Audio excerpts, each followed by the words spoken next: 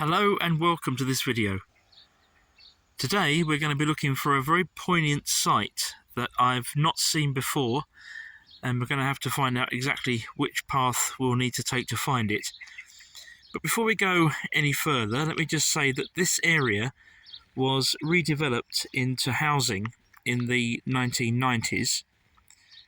You can see some of the houses there. But the particular area that we're going to be looking for was, as far as I'm aware, preserved. Now this site is the burial ground of the Caterham Asylum. So before we go any further, let's just have a look at the history of that place. Opening its doors in 1870, it was originally called the Metropolitan Asylum for Chronic Imbeciles. It changed its name to Caterham Mental Hospital in 1920, and then changed it again to St. Lawrence's Hospital during the Second World War. It joined the newly formed National Health Service in 1948 and finally closed in 1994.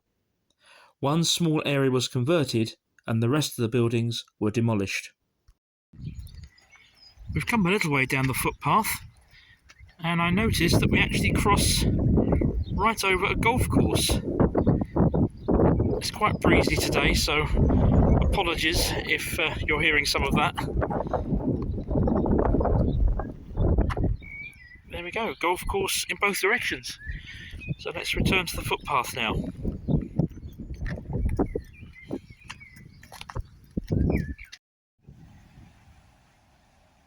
Well, I've now come upon this clearly very old iron gate, and we appear to have found the spot.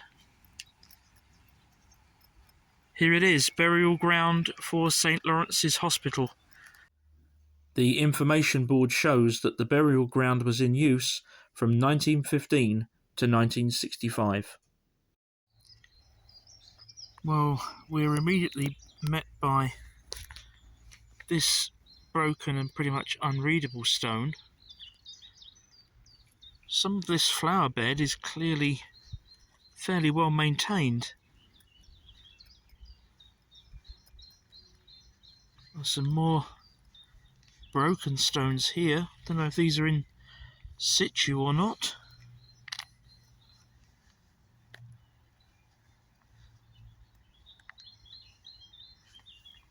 Again here, there's a bigger stone there at the back. Nothing that I can read. Well, this one's at least partly readable. In loving memory of our dear brother George. I'm not sure what that is. I don't know. I think the date's clear though. 1884 to 1961 by the look of it.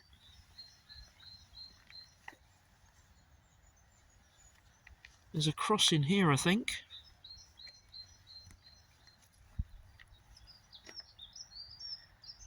Yep. Edward Albert Siemens. Teddy, our brother, 1922 to 1939, so he would only have been 17. Oh, it's very sad. Let's see what else we can find. This is a very strange place. It would appear that it's at least partially maintained, and I'm assuming that much of this was originally the burial ground and that the graves have been lost. We'll carry on and see what else we can find. Just at the edge of this wooded area, there's a small clearing where I've just noticed these. I don't know if we can read anything or not. Obviously badly broken.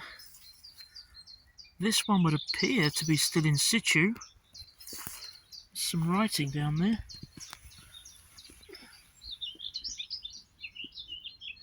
Malcolm Gower? Not sure.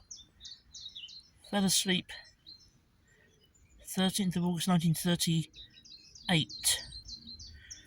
So we have got a name and a date there. Let's keep looking around. We've come fully into the woods now, and there's a very steep drop there, so I doubt that the burial ground extends any further. So I think we'll head back up the footpath and look over the other side. I have no doubt there must be a lot more graves in here. If they ever had markers, then many of them would have clearly long since gone. There is something there, but I think that's just old steps. As you can see, the area is still partly managed, and this track has been deliberately maintained. Let's wander through here.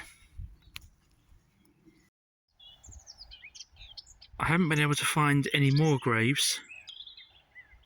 I wish I could describe to you what this place feels like. It's very, very unusual. It doesn't feel like a cemetery or a churchyard.